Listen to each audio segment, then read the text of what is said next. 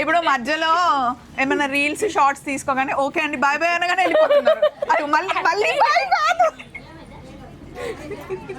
మనం కోదాడలో ఉన్నామండి. కోదాడలో చాలా ఫేమస్ అత్త కోడళ్ళు మీ అందరికీ తెలిసిందే. అంటే నాకు ఇప్పుడు